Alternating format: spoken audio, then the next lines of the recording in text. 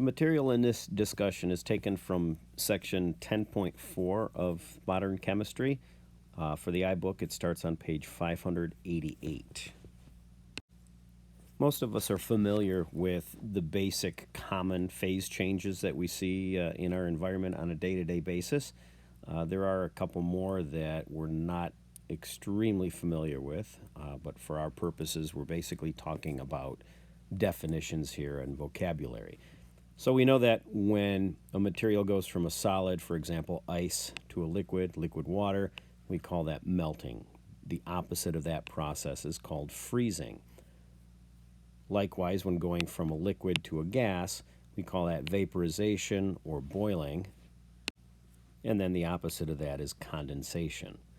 There are also a couple of oddballs, and we see this a lot, not a lot, but we do see this with carbon dioxide. Frozen carbon dioxide is known as dry ice.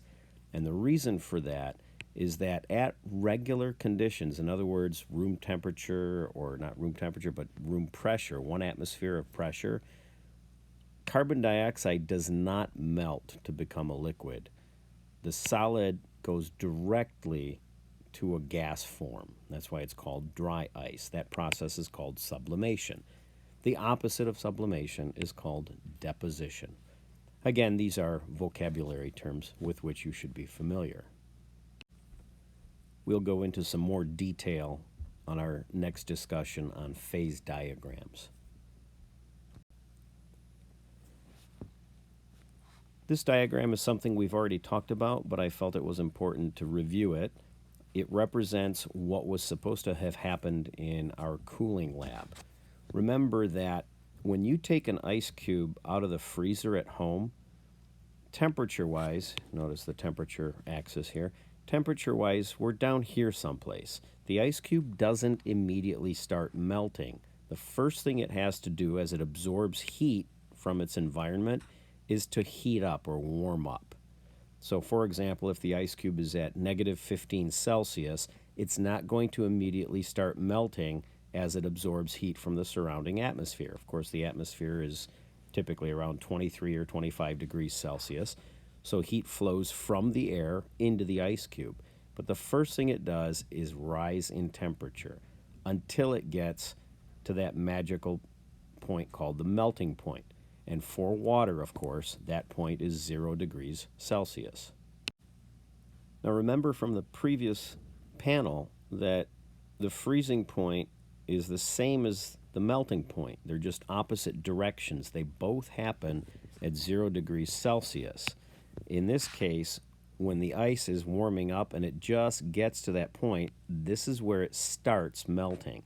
And as it melts at that common temperature or consistent temperature of 0, more and more of the solid is becoming liquid until at this far extreme over here, still at 0 degrees, everything is now a liquid. And if you add more heat, if you continue moving right along the x-axis, now that liquid starts warming up. It starts absorbing heat and becoming warmer and warmer.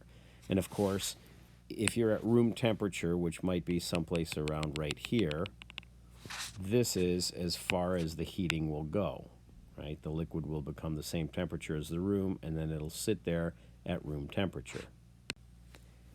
If we continue adding heat, though, it becomes warmer and warmer and warmer, and of course, sooner or later, it gets to the point where it starts boiling. And again, for water specifically, this point is 100 degrees Celsius. Keep in mind that although different materials have different melting and boiling points, they all exhibit curves like this. Those of you who were boiling the water, you notice that the temperature did not rise. As you kept adding heat in the form of or from the Bunsen burner rather, the temperature stayed constant. Now some of your thermometers were a little bit off, some said 95 or 98. I don't want you to focus so much on the absolute number as on the fact that it did not change. In order to continue having the temperature rise, we first had to get to the point, and we didn't in the lab, but if you would have gotten to the point where all of that liquid turned into gas, now you could continue raising the temperature of the gas by putting more heat into it. The other problem, of course, is that we had no way of collecting that gas as it boiled off from the liquid. Now let me explain why those of you who had the ice and were melting the ice down here didn't see this nice flat curve. You probably saw something more that looked something like this rather. It kind of went up a little bit and then it started going up. And I'm going to explain why this area wasn't flat. So imagine we've got this beaker and you've got some ice in here as well as some liquid water. And of course we know that ice floats, so some of it's actually going to be above the water line there.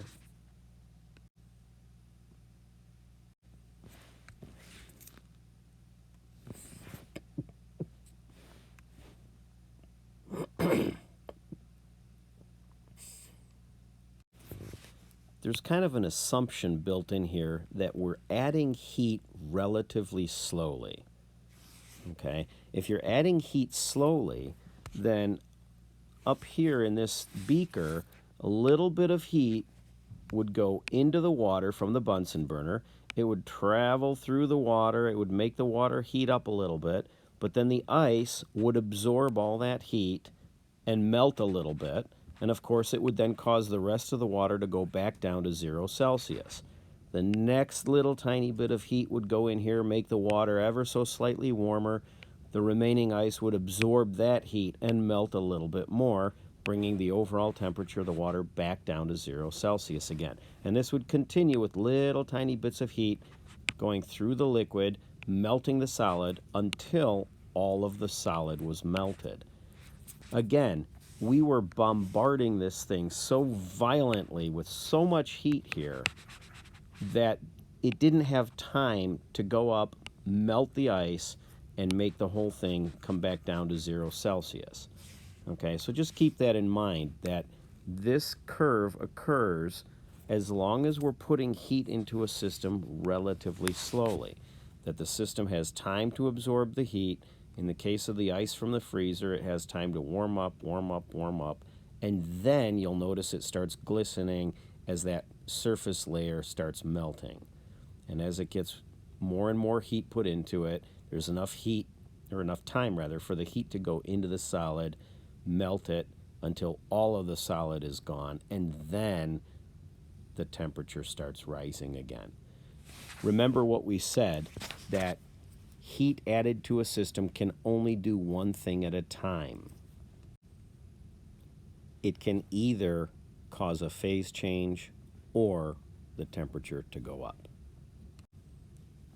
Keep in mind too that this diagram doesn't proceed left to right as far as time goes.